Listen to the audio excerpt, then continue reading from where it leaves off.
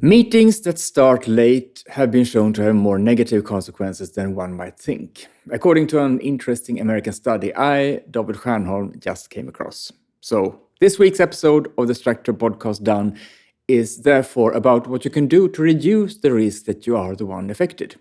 But first, if you prepare for the unforeseen, it will not slow you down as much when it happens.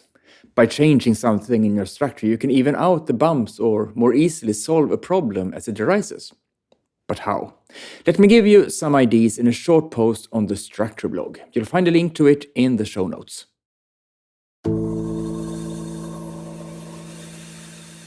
Is it important for meetings to start on time? Yes, I think most people agree on that.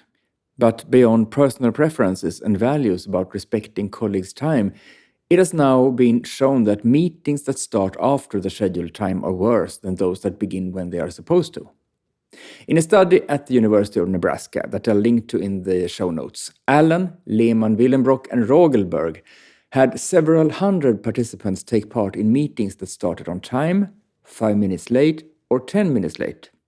Afterwards, they found that the meetings that started late were perceived as worse by the participants, resulted in fewer new ideas, produced new ideas of lower quality, and worsened the working climate between the participants. That means they were harsher in tone with each other and criticized one another more. It therefore seems that we can all, with fairly simple means, reduce the risk of several negative consequences for ourselves and for the organization we work in by arriving on time to our meetings.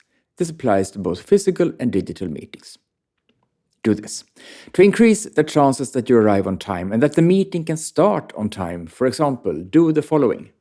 The first, use calendar reminders so that you are alerted that you have a meeting soon, and remove reminders you don't need. Otherwise, you risk stopping paying attention to the reminder you receive, since it becomes just one among all the reminders that come all the time. The second, add buffer time between meetings so that you avoid one meeting ending the minute before the next one is supposed to begin. The third, in the morning, make it a habit to review your calendar for the day and remind yourself of the meetings you have, and preferably also take a look at the coming days.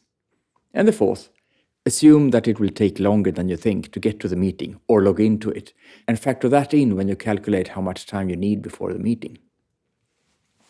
Because if you do what you can to ensure that your meetings can start on time more often than they have so far, you and the other participants will have better meetings with a more positive atmosphere and where you get more done at a higher quality. This is judging by what emerged in the mentioned study. What's your trick for always arriving on time to meetings? Send me your tips by email to david@stiernholm.com.